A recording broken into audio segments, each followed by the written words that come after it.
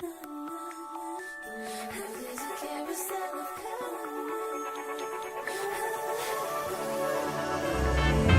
is Skipper Albert AWOL, the voice of the jungle, broadcasting on the DVC to all points unknown. Amigos, Romans, and Disneylanders, stop walking while I'm squawking. Caramba, we have something really big for you today. Hello and welcome back to Off Harbor in Maine. I'm Joel Covey, and I'm joined by my close friends, as always, to discuss Disney theme parks and more. And I'm joined by Beth. Hello, adventurers. Matt. Welcome back. And Derek. Hello, explorers. So we left off on our last episode talking about a few attractions and characters relating to the Society of Explorers and Adventurers, and also talked about its storied beginnings. We touched upon its inspiration from the Adventurers Club at Pleasure Island and discussed its origins from Fortress Explorations and Magellan's at Tokyo DisneySea to Hotel Hightower, aka Tower of Terror, which opened in Japan in 2006. We later jumped to Hong Kong Disneyland to discuss Lord Henry Mystic and his Mystic Manor, then Barnabas T. Bullion at Big Thunder Mountain. If you haven't already listened to part 1, we definitely recommend starting there first. But today, we'll skip our drinks at Virtual Tropical and I and head right into part 2. We just finished talking about how unscrupulous several of these SEA members were, so let's set sail and get back to it.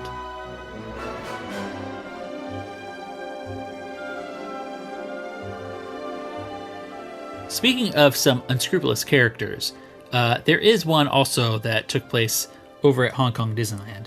But first, also at Hong Kong Disneyland, they like Halloween in a sense where they're not afraid to do some scary stuff, kind of shockingly scary for Disney, and some kind of demented stuff that they've been doing for their Halloweens over there, because they actually have haunted houses there and mazes opposed to the parks in the States. But in 2014, they actually had the Horrors of Amazon attraction or maze at Hong Kong Disneyland. This also was a haunted house that was about Sea and the Cursed Treasure. Okay, so Horrors of the Amazon was actually a stage show, and it featured somebody called Jonas Brisbane, who was an explorer and a Jungle Cruise skipper from the Jungle Navigation Company. Oh. So the interesting thing about this is, so basically his story is that he wants to join SEA. He is not yet a member of SEA, and he would like to join. His uncle was obsessed with the Amazon and went on all these expeditions and then mysteriously disappeared. So he has his uncle's journal, and he used that journal to try to search for his uncle.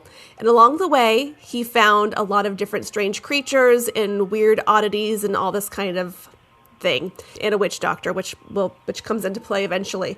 But the story is actually that you as the audience are members of SEA coming to see his presentation to you to try to get into SEA, which is interesting because it kind of puts the audience in the place of being the SEA members. And basically, he shows a bunch of different creatures that he's found, and of course, something goes horribly wrong, and at the end of the show, he ends up mysteriously disappearing, and that's the show. But they all disappear. They all end up disappearing. He angered the witch, he angered the witch doctor, I guess. So that was not a good idea on his part. But yeah, the interesting thing is that he was not a SEA member, but it does revolve around SEA because you, as the audience, were there to observe and see if he deserved to be in SEA. But who knows what happens because he's gone. So he wanted to be in SEA and then just disappeared and never got his. He disappeared because, you know what? He was not respectful of the items of Dick. And then Hong Kong Disneyland, just a year after, followed it up with a Halloween overlay to their Jungle Cruise. Just so bizarre to me that they did this. Matt, do you have some info on that? Yeah, so the Jungle Cruise overlay was called the Curse of the Emerald Trinity. This whole thing has an insane backstory that even crosses over into like the movie genre, because essentially the main antagonist of the Curse of the Emerald Trinity was a SEA member known as Professor Reed, who You guessed it. Was an asshole. But oddly enough, Professor Reed, one of his biggest rivals, is none other than Dr. Henry Jones himself. So cool. He has to be. Come on, they got to bring in C in the new indie film, right? Right? Make it happen, Disney. Come on. All right. So essentially, in a nutshell, the Curse of the Emerald Trinity. Professor Reed is an archaeologist, and he is going to go find this set of jewels called the Emerald Trinity. They're hidden at the Altar of Souls within the Temple of Immortality, which was from a lost voodoo tribe. They say that if you were to escape the jungle with one stone, you would be granted immortality. But it also says that a fate worse than death is the price of failure. So, of course, Reed ends up stealing one of the stones, which then creates supernatural chaos through the jungle. Vines are moving, there's smoke. Everything's just essentially, lack of a better term, the jungle is losing its shit. Essentially, after all that happens, it's everything kind of, it gets resolved. Essentially, the jewels go back. Reed, however, is kicked out of S.E.A. And he's also kicked out of other societies and communities which he belonged to because of his crimes. He was actually, most of his peers were wanting to have him imprisoned. Wow. They were giving out papers, like newspapers, during this thing in the park that had stories on it. And it says in here too, it says the reporter was able to speak to Lord Henry Mystic, who was a current member of the society. And whilst he would not comment on the reason as to why Reed was expelled from the society, he did have this to say about Reed. He said, "He has always had a knack for the nefarious. If these allegations are true, everything must be done to stop him from all future endeavors. The treasures of the past are not something to be pillaged. They are to be preserved for future generations." Impeach Reed. And that goes totally in line with what Henry Mystic is all about. He's not stealing things like Reed and Hightower. He wants them displayed for generations to see. See. Yeah, and Henry Jones, this belongs in a museum.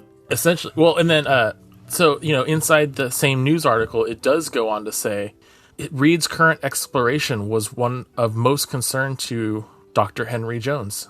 Dr. Henry Jones issued a stark warning, stating, "Reed is after the Trinity, one of the most precious and elusive artifacts on the planet. He is dabbling in forces he could not even begin to imagine." Which totally sounds like something from the movie. I watched a video of it, and it was a little bit hard to see because it was kind of dark, but there was so much stuff going on. Like, what a cool, and the overlay just took place at night. Yeah.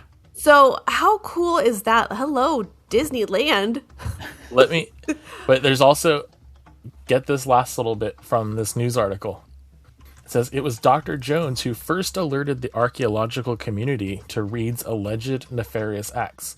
The two archaeologists had been after the same historical find, a solid gold idol believed to be in an ancient temple deep in the treacherous jungles of Peru. Ooh, love it. Coincidence? Because I wonder who accompanied Dr. Jones to Peru. I do wonder. Oh, This is good stuff. it's really good stuff. We'll touch on that one in a little bit. Well, also happening in the same year, opened over at Disney Springs, we had Jock Lindsay's Hangar Bar, which, Yes. who wants to talk about that? I mean, I have some stuff. I don't have that much stuff, but I got some stuff. Yeah, So we don't need to go all out with Jock Lindsay. I mean, he was a blip in the movie. Come on, Jock Lindsay. Okay, so Jock Lindsay, if you don't know who Jock Lindsay is, if you catch the first Indiana Jones film, Raiders of the Lost Who Ark. is he, Beth? You really didn't think about that? I did. I blinked for a second. Raiders of the Lost Ark. He is Indy's pilot. And where were they? Peru, searching for a golden idol. Yeah. What? What? So the story is that at some point when Indy and Jock were flying over doing all of their adventures, he sees this nice little spot, which ends up being eventually Disney Springs, and he makes himself a little bar there when in his off time. Did Jock get an itch? Yeah, he got a little itch. Wow. It was when they were looking for the Fountain of Youth. You know? Ponce de Leon, all that kind of stuff. Yeah. So we don't know the exact date that Jock joined S.E.A, but we do know that it was sometime before the opening of his bar, so he is an official member of S.E.A, as well as many of the members of the Adventurers Club, such as Hathaway Brown, Samantha Sterling, and Otis T. Wren, were there when he opened his hangar bar, because we know that because they're in photos all around the bar. That's all I got. Okay. And then also in the same year, let's stay with Disney World. We had Skipper Canteen open at Magic Kingdom, which is filled with S.E.A references as well. Okay, so Skipper Canteen is actually the ancestral home of Dr. Albert Falls, you guys. And not only that, he is now runs the Jungle Navigation Company, so that's kind of their headquarters where they run out of. I should say he did, because you know what, guys? He went missing. Surprise. Surprise. He is missing. So if you don't know who Dr. Albert Falls is, he is an adventurer, a traveler, and discoverer of many things, such as the Great Schweitzer Falls, named after himself, Dr. Albert Falls. Yeah, he is known for discovering the eighth wonder of the world. He is. So not only is it now home to the navigation company, it is a meeting place for members of S.E.A. And kind of like Magellan's, there is a meeting room of this where you can actually go and eat, also hidden behind a secret bookshelf. They really like those hidden bookshelves for secret meeting rooms. But this is actually now owned by Alberta Falls, who is Dr. Falls' granddaughter. And there's tons of S.E.A references all over the place. There are maps and books, as Matt was mentioning. Wait, was it this place that had books by Henry Mystic? By Henry Mystic. So there's by lots of different S.E.A members. There's lots of things found all over the place. A couple of things which we really only see these S.E.A members mentioned here is Chef. I'm gonna try to say this name. Chef Tandaji, who is a member of S.E.A. Their fez is on display there at the restaurant, and they are known for documenting African recipes. Tell me why this famed chef known for documenting African recipes, the dish on the menu named after them is the crispy chicken, Chef Tangi's crispy chicken on the kids menu. Like, why? It's delicious. No. Yeah. So there's that. And then Luana Texiaria.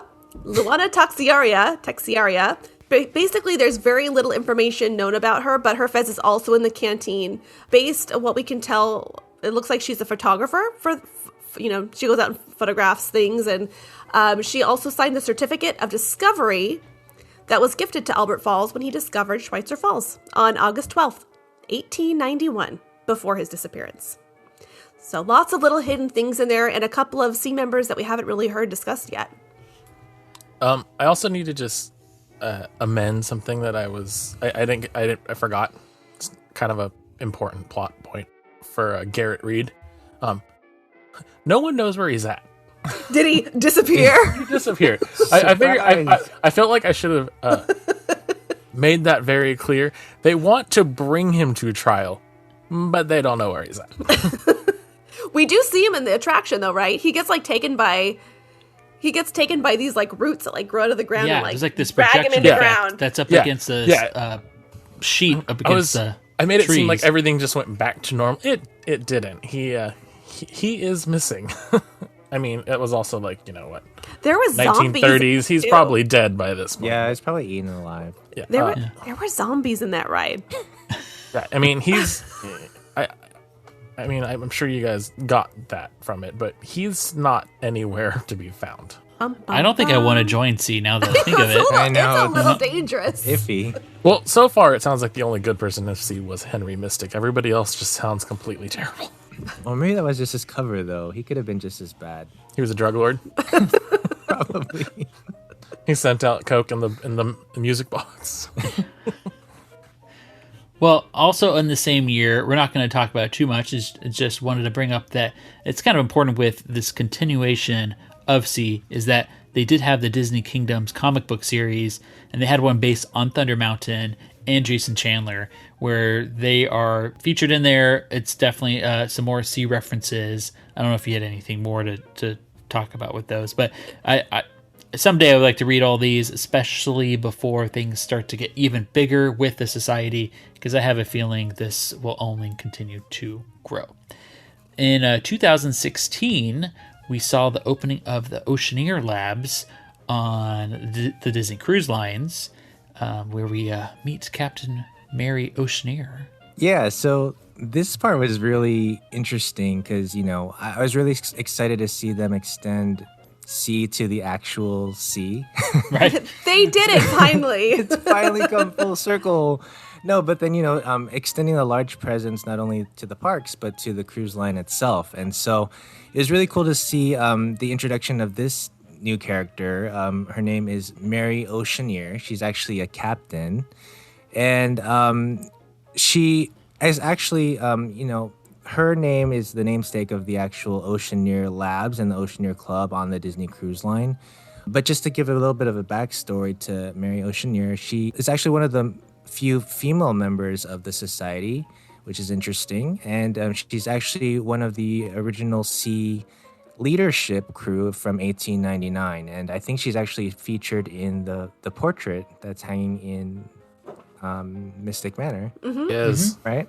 Yep. So that's really cool to see her featured there. What's interesting about Mary, I mentioned she's a captain. She has a captain's uniform and she had a weird affinity for parrots. She loved parrots. Ooh, how weird. Just worked hand in hand with being a sea captain, I guess. But she had two parrots. Her first one was named Salty. And then a second parrot named Duncan. I don't know what happened to Salty, but then she ended up replacing Salty with Duncan. Bye, Salty. Right? He disappeared. She did name some of her boats, I guess, or ships after Salty. Her second boat, which I'll get to in a second. But so those were her parrots. But Mary, she really was into pirate lore and searching for sunken treasure. So that was really her thing. Mary Oceaneer, her maiden voyage was on her first ship called the RV Oceaneer Lab. It was actually the name of her ship. And she disembarked from England on July 30, 1898.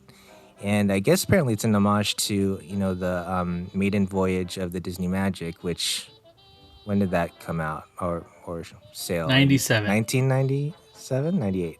I don't know how that ties into the 1898 storyline, but apparently it does. Interestingly about her ship, though, so it was equipped with an impressive assortment of different diving equipment because she really loved, like I was mentioning, to perform deep sea diving expeditions for sunken treasure. Exploring different pirate wreckage. She was really into that.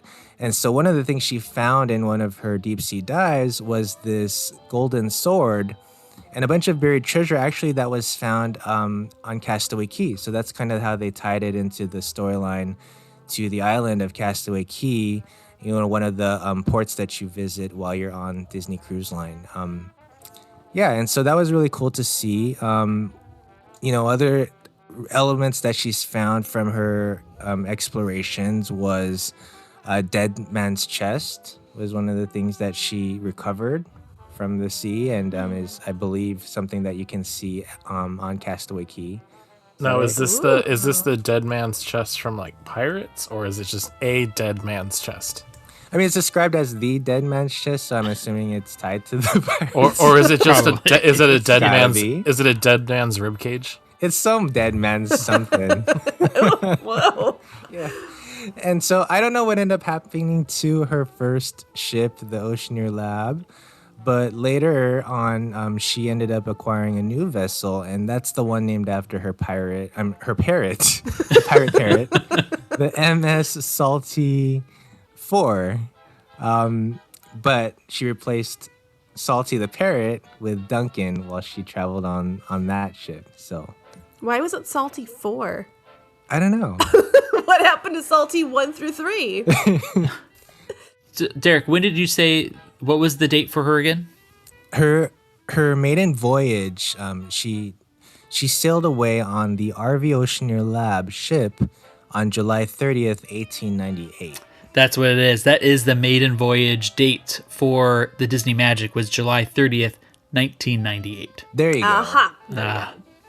It all's coming together. It's just so crazy. This is for a kids area on the ship. Who are not going to pay attention. Like, they're not looking for that. The adults aren't even there to look at this stuff. And yet, look at this backstory. It's so cool.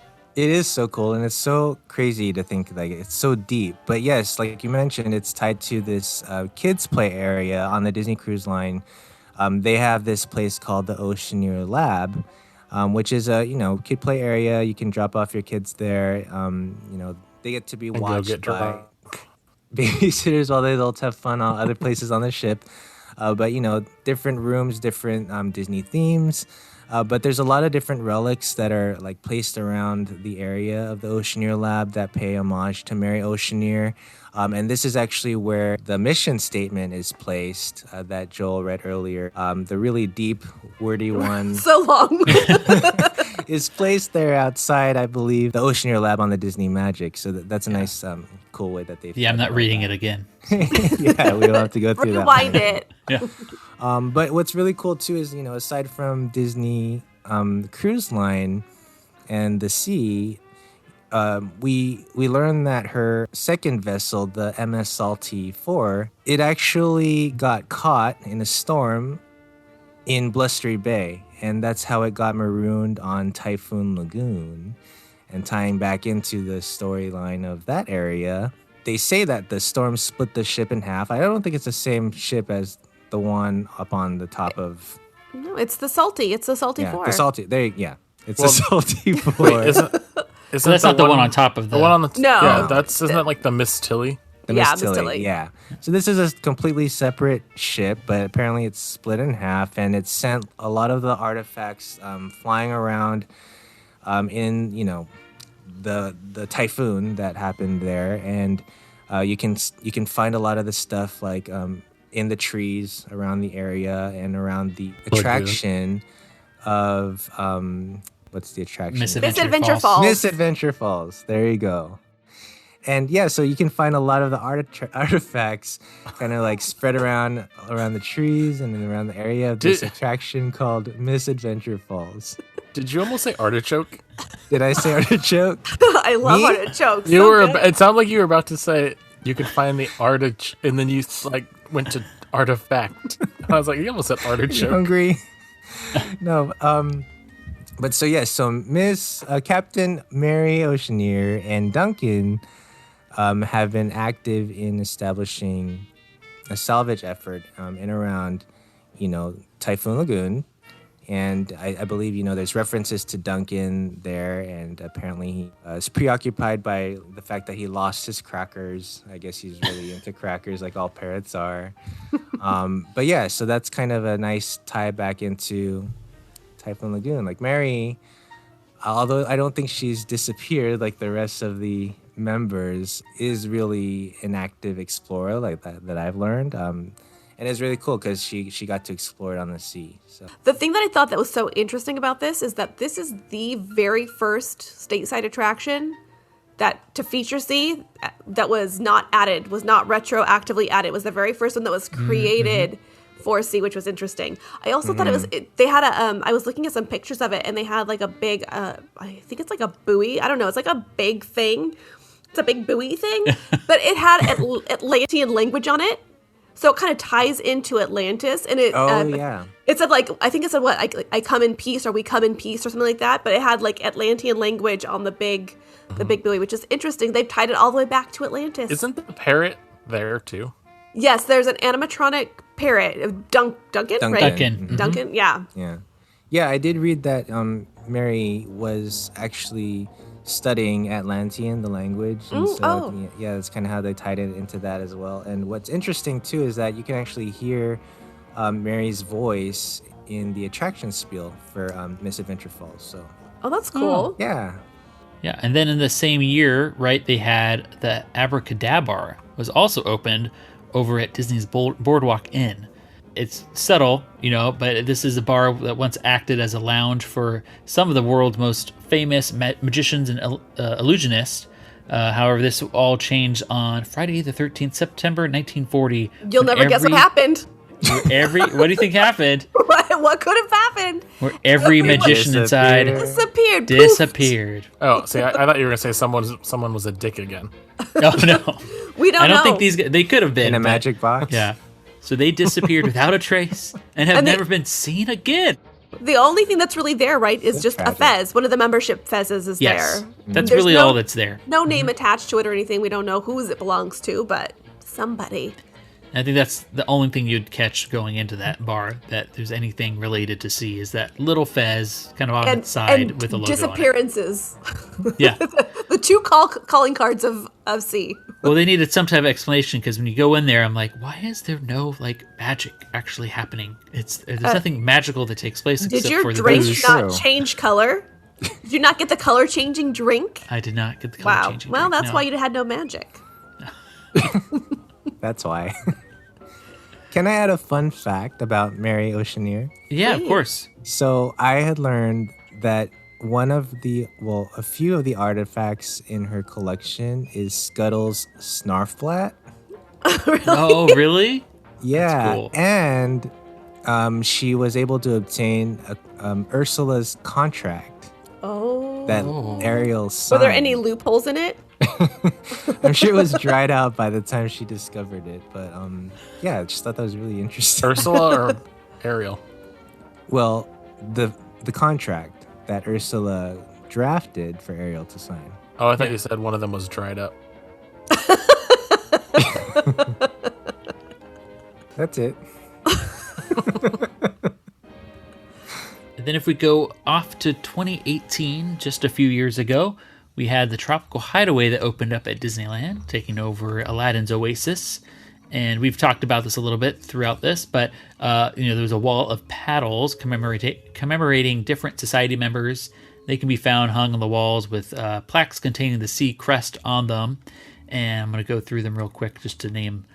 Well, I don't know if I want to. I'm going to not say these correctly, but so it lists C. Falco, 1831, B.T. Bouillon, 1870, J. Chandler in 1882, H. Mystic, 1874, S.E.A. 1910, H. Hightower for 1872, Dr. J.L. Baterista. Oh, Batista, he's a wrestler. Have you heard of him? So you have Dr. J.L. Baterista, 1906, which Matt mentioned was also in Mystic Manor. Dr. A. Falls, 1903. Professor R. Ballerhimmel, 1904. M. Oceaneer, 1899. M.A. Pleasure, because they didn't want to just put map on there, 1900. And Chef Tendaji. Hey, there he is again. 1913. So you got a lot listed there.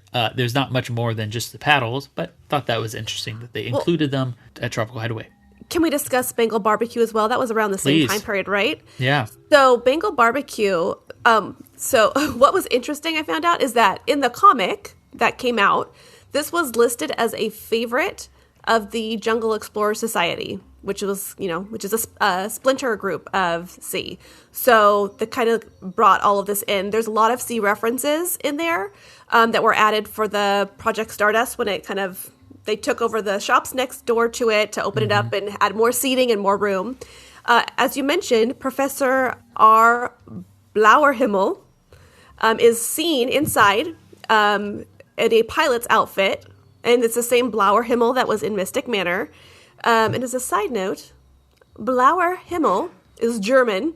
It translates to blue sky. He was seen wearing a pilot's outfit, and blue sky, as we know, Imagineering term for just thinking outside the box. So These guys. it's so and crazy. girls, There was a portrait of the SEA's founding members, same one that was also in Mystic Manor, with all the founding members.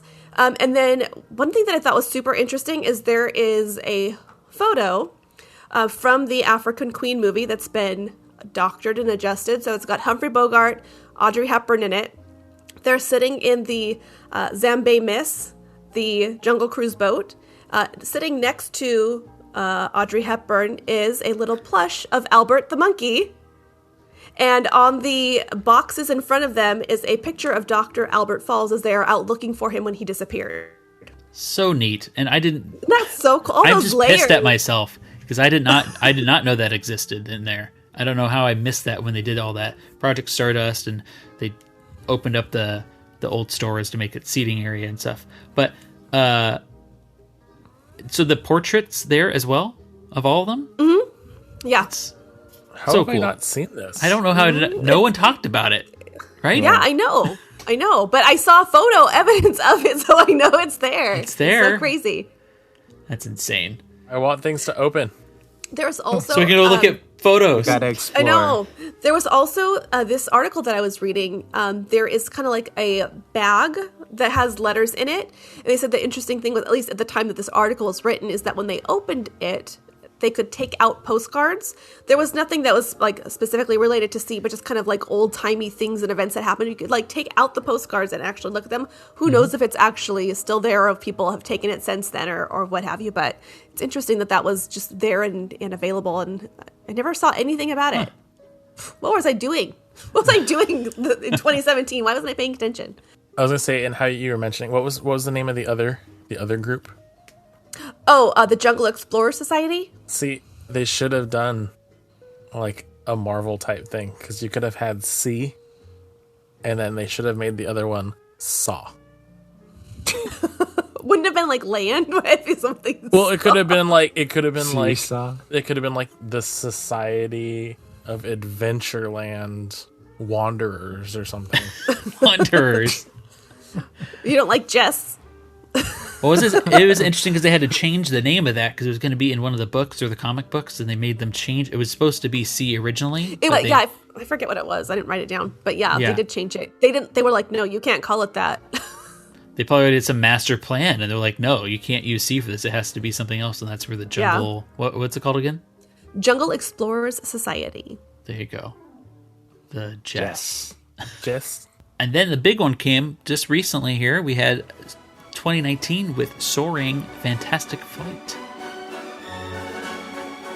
So Soaring Fantastic Flight is basically, it's presented as a retrospective of Camila Falco's life. It's her museum, basically. It's basically a museum. And she invents the Dream Flyer, which is inspired by Da Vinci, in one of his machines. It's essentially the soaring... the soaring glider, what have you. Uh-huh. But the Q is the Museum of Fantastic Flight, which is full of paintings and sea emblems.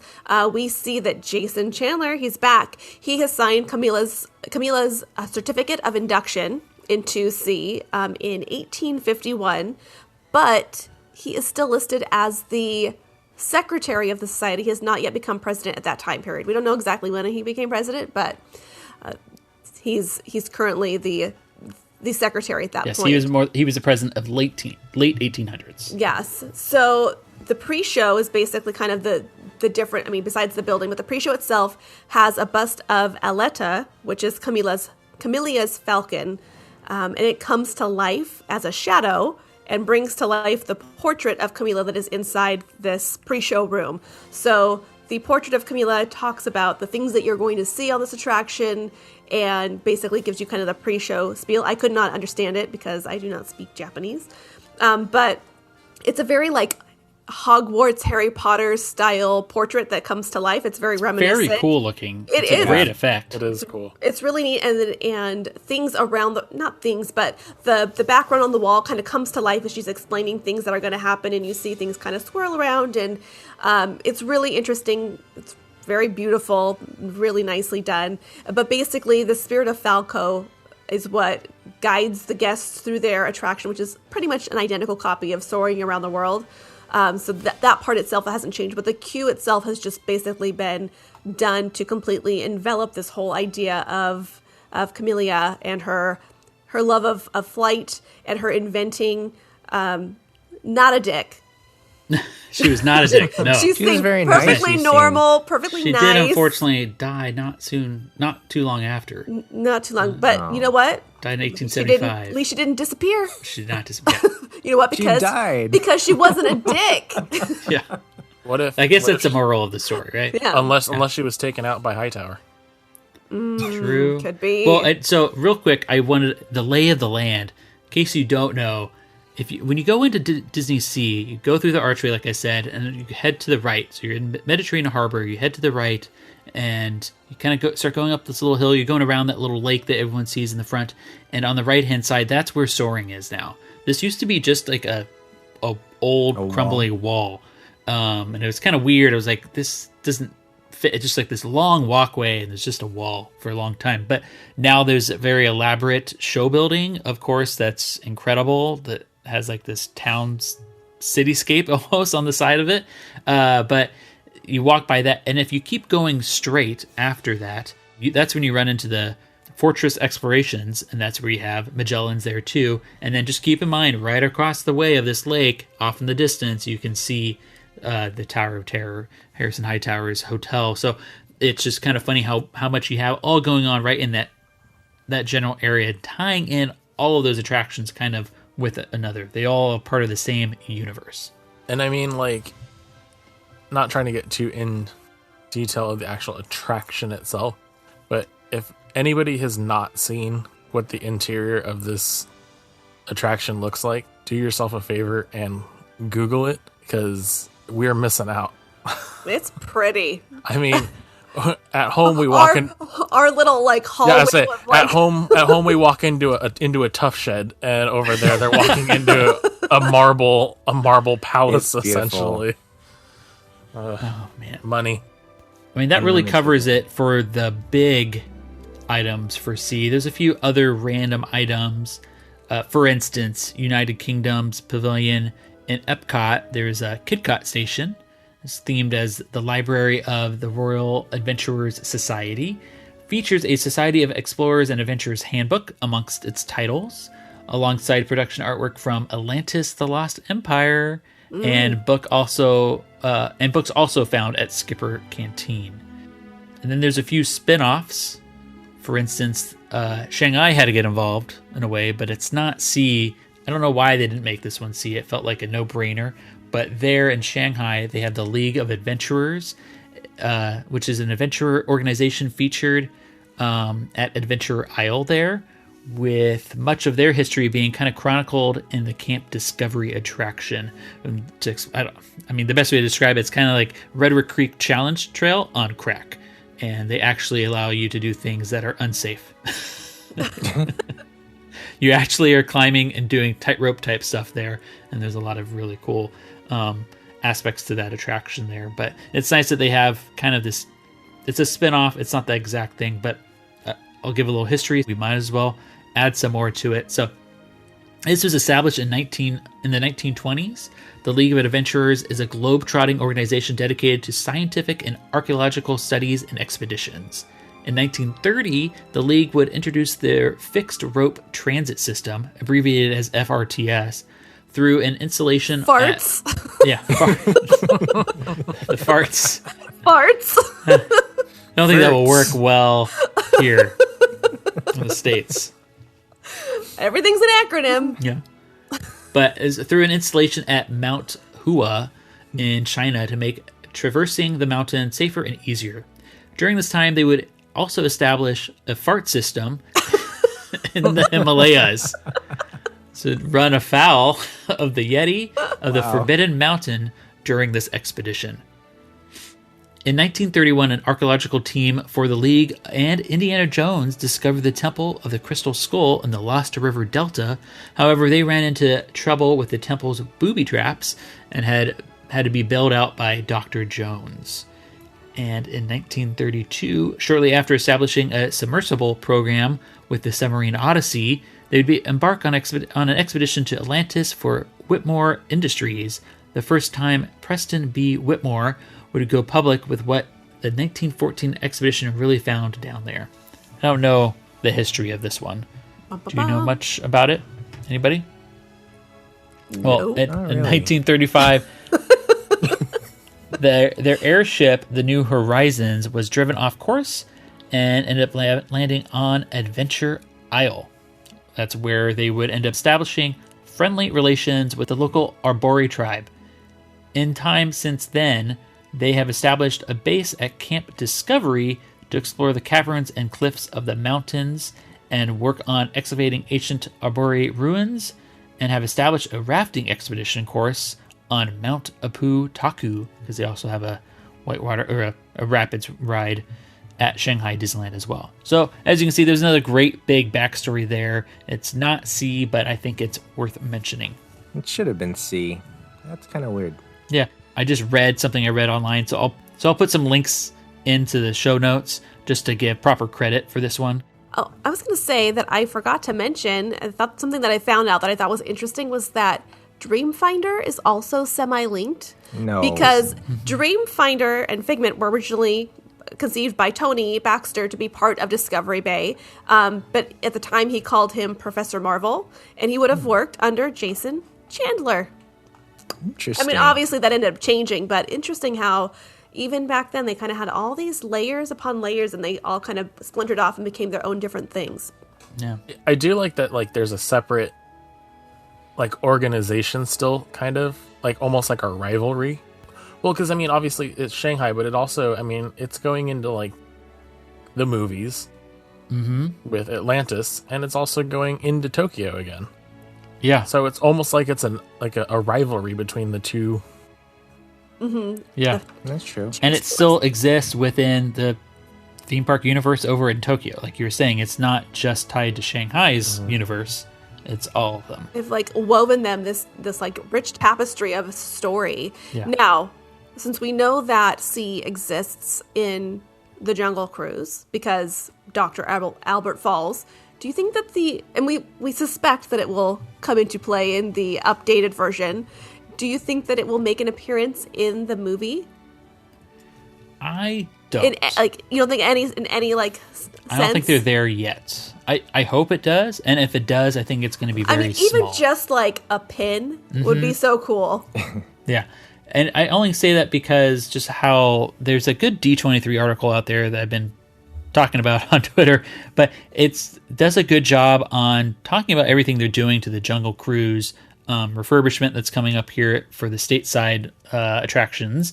And I feel like they're trying to still separate themselves a lot from that movie that's coming out. And while there may be some little things that are attributed or the same to the movie as to the attraction, I feel like they're still trying to keep that separate for some reason. I'm not sure. Little Easter eggs. Yeah, there'll be little Easter eggs that they're kind of talking about. But we do know, hey, the Imagineer in the video first talking about or announcing this new attraction or refurbishment for the attraction has a giant C brooch on his jacket, so it's kind of a no-brainer. He was kind of hinting at it online that it's going to include it, and of course, like even the kind of changed out scene with the rhino and the explorers on the totem pole or They seem to reference us. Yeah, they're talking about like an artist and scientist and some other things. So they have to be C members. A bird watcher, right? I think. Yeah, bird watcher and. That's really cool because that's going to be interesting. Yeah, I mean, I feel like they really do gotta up the presence in Disneyland a bit more in terms of the sea references. There's nothing in California Adventure, like zero. Over by Grizzly Peak is begging for something. Like that's the only area it really works, unless you start going to more newer stuff. Yeah, if you start kind of updating it a little bit, like in more current times. I'm sure Gustav was a part of C. I was about to say that. He was. But he disappeared. So we'll never know. He disappeared right from Paradise Pier. Yeah. Can we touch on deep Paris? cut, guys? Paris for just a yes. Paris. Oh yeah. Well, Go ahead. I was just gonna say one thing. How you were saying about the Jungle Cruise movie, like, yeah, I don't want the Jungle Cruise movie to have. I don't want it to be tied in with that. However, attraction. if they want to do the whole movie's fine with no loose ends. But at the very end of the credits, if Samuel L. Jackson walks into the Rock and then says like puts a C pin down on a bar top and says like, I want to talk to you about a society. I would be so into that. I'd be okay with that. I'm because there. I mean when Iron Man came out, we didn't know where it was going. We was just no clue. But then, I'm into that, Matt. We are in. It has to be I want Samuel L. Jackson to walk in like a skipper's outfit. I'm Jason Chandler. The real. I've returned from my disappearance and I'm here. Well, Derek, talk about Paris. Yeah, I mean, so I just did a little bit of research on Paris because, we've been talking about all these references in all of the other Disney parks, but unfortunately, Paris doesn't really have many references to see, at least not just yet, so they really need to step up their game a little bit with that. But what they do have was interesting. So there's a little nod to see in Colonel Hothy's Pizza Outpost. I don't know when this was added, but there's some luggage that's placed at the entrance of the restaurant, which actually was a former Explorers Club restaurant, which was the alternate version of the Adventurers Club in Florida. But it changed out to this Colonel Hothy's Pizza Outpost. But what you see there now is just this luggage out in front that has a bunch of different like travel stickers stamped on top of the luggage. And one of them, a patch that's like woven onto the luggage that has C, the letters S.E.A. on it. And so that's kind of a little nod to it. It's very subtle, but that's just one of the things that is referenced to C in Paris. Aside from that, you can find a lot of the logos, the Explorer logo, within the queue of Indiana Jones' Ride, the Temple du Peril, if I'm saying that right. You're the one who's been to France. You're the one who's been there. Just say the Temple of Peril. Temple of Peril. I'll do it the American way. But yeah, so that's kind of the reference from that area of the park. But the bigger one, which is actually pretty cool, which maybe they can kind of expand on, is in Discoveryland, in the restaurant called Cafe Hyperion. And this actually features a lesser-known C member. The guy's name was Captain Brio. And what you'll find in this is just a giant hangar building. And within the building is this airship that's docked there, and it's owned by this guy called Captain Brio, and his ship is named the Hyperion, which is why it's called Cafe Hyperion. And so it's interesting because, I guess the whole backstory to this this ship and this captain is that he actually has a movie called The Island at the Top of the World. And I've never heard of this one. I don't know if you guys have heard of this, but I YouTubed it. I saw the trailer for it. It's from the 1970s, and it's really odd. But I tried to search it on Disney Plus. It's not there. So, hey, Disney Plus, if you're listening, bring it on to the platform, because I think it'd be really interesting to watch. But, he did a lot of exploring on this ship, went to, obviously, the top of the world. And it was referenced that he is a lesser-known member of C. And so that's kind of how it ties back into... Did he disappear? I believe so. that movie is actually part of the reason that Discovery Bay didn't get made, because that was part of the whole backstory of it, and the movie kind of flopped. And they were like, "Oh, okay." I was gonna say, wasn't the Hyperion, like the blimp, supposed to be like a main like focal point in that plan? Mm-hmm. Yes.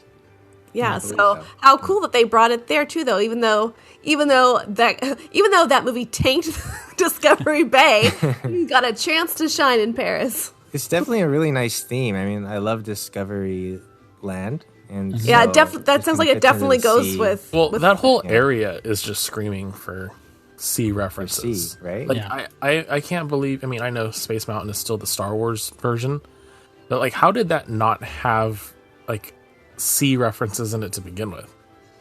And the whole thing is just like inventor steampunk, right? Like, well, I mean, it was 1992 though, so when that all came out, get rid of the Star Wars. Sea wasn't there yet. Make it a sea. Bring in sea. Bring in Hyperion. Yeah. Wow, seriously, the layers of different storytelling and the fact that they've all these different Imagineering teams have been able to kind of take these stories and weave them together, but it's such a big thing that they can keep on bringing in more and more. Like, I want some overlays, some Halloween overlays and stuff. And I think there's so much to go back on, that they have so much material now that I really don't see how they don't do TV shows. I was just to thinking go along with it. I mean, they can align it so well to new extensive TV shows. It's like the MCU, and they all interconnect with each other, but have their own individuality. I think it's really possible. And I since would love to see it. Yeah, I think Disney we're being kind of all-encompassing here, so I figured I'm going to add in a couple other random ones. We have Auntie's Beach House, Alani, which we were talking about earlier. So this is a kids' activity area over at Alani. And Matt... Oh, no, you did not go there. Never mind. You were not, you're too old for that. Did you take your children there, Matthew? Sorry. Did you drop off other people's children? The closest I got to Auntie's Beach House was there was like a mailbox out front that had a camera in it, and you would like pull the thing down, and you could like talk to somebody inside the play place. Weird. The kids? So you could check on your kid? Like, no, hey, it was kind of doing in there? I think it Is a was stranger opening a mailbox? Hello, children. no. I think it was. If I remember right, I think it was kind of like the same concept of like, you know, at Knott's where you go talk to like, was it Sad Eye Joe? But the guy is like looking at you and like having a conversation with you. Come on, Beth, you know that. I do not remember that. Beth, it's the guy inside the jail where you walk up to him and you talk to him. Okay. I forgot his name. I didn't know. Beth. Oh, yeah. No, I remember. I just didn't remember his name. Derek over here. Uh-huh. I think it was like the same concept. But who's on the other side? Auntie? Is it Auntie? It's her house. It's her beach house. It makes sense. Okay. Uncle? Anyway. In the mailbox?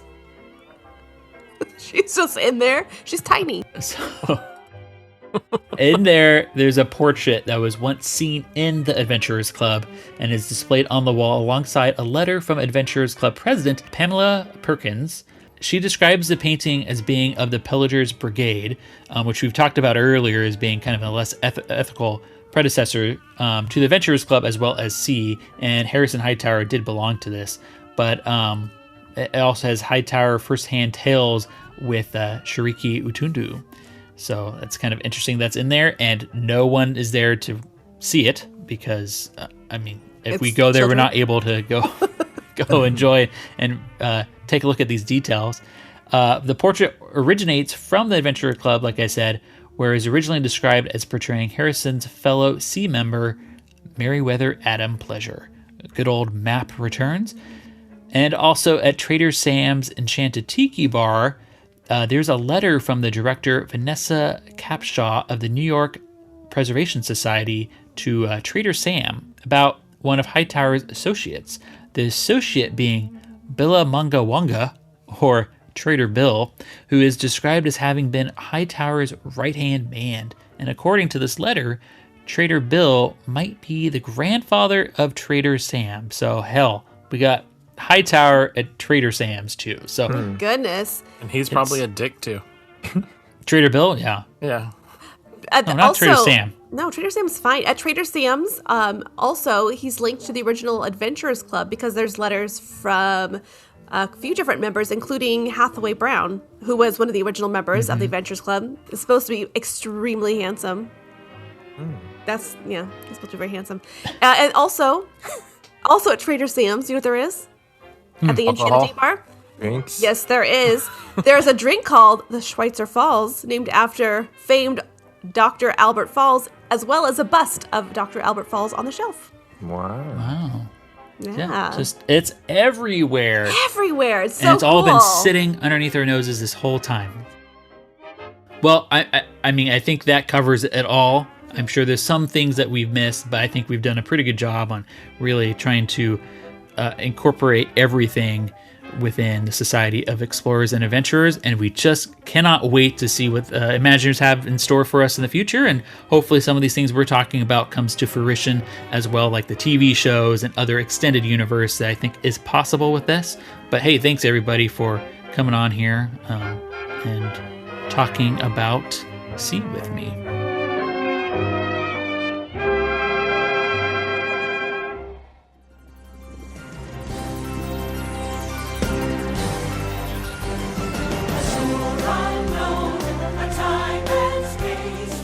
Well, again, everybody, hey, this was a lot of fun. I think we all learned a lot here, researching the Society of Explorers and Adventurers, and I think it just got us more excited for the future and made us appreciate a lot of the things that we're seeing at Disney even more. But until our next happy hour, when you aren't able to join us off Harbor in Maine, please find us online. You can always find our handle on Twitter and Instagram. It's simply @OffHarbor. And our personal handles are also available under the show notes. But always, you can feel free to drop us a line at podcast@offharborandmaine.com as well. And as always, please don't hesitate to leave a rating or a review on Apple Podcast. Regardless, we just cannot say thank you enough for listening. We really do this not only just for ourselves, because we get a lot of gratification from getting our little Disney fix by doing our research, but we're also doing this for you. So we hope you're enjoying it. While no one knows for sure what we'll see or do, I do know it will be quite an adventure we will take and make together. See you in the future. On behalf of the birdies, flowers, and tikis here at Off Harbor in Maine, Farewell and aloha to you. Stay well and Congaloosh. Congaloosh!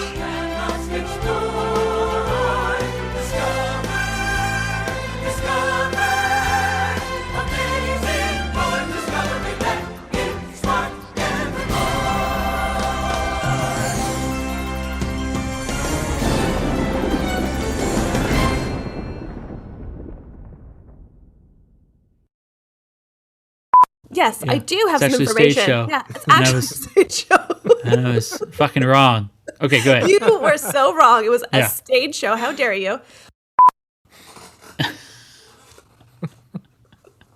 I dropped my mic. Continue. I mean, my mouse. I dropped my mouse. Continue. Did we have an ending for that? Wait, I guess we did. Is that it? Is that it? Dick. At the end. Yeah, okay. I was like, there wasn't really like a... There was nothing more. They disappeared. Okay, so... So cool. I was gonna say also, do you think Jock was a fighter? Do you think he had a gun? Because I mean, is it safe to say we think Jock was strapped? I was waiting for that. I was like, what dumb pun is he coming up with? Here it comes. It wasn't bad. It was good. Was it good? Decent. See, if only I was like 15 years older, you would have seen all of my puns hanging from windows and oddly so shaped close. penis signs on Hollywood Boulevard. Hollywood Boulevard. What happened to Salty 1 through 3? Because the lid broke. Yeah. Why was it salty for? Well, I said because the lid broke on the salt shaker. Okay, that was dumb. Okay, everyone, that was dumb. Sorry. Well, there is a young Harrison Hightower. Or sorry, Hathaway Brown. Oh. Is it Hathaway Brown? Is it Hathaway? I already talked about this too much to and that was during with it. Eric. Is it Hathaway? Ooh, sorry. Whoa. She describes the painting as Netflix? being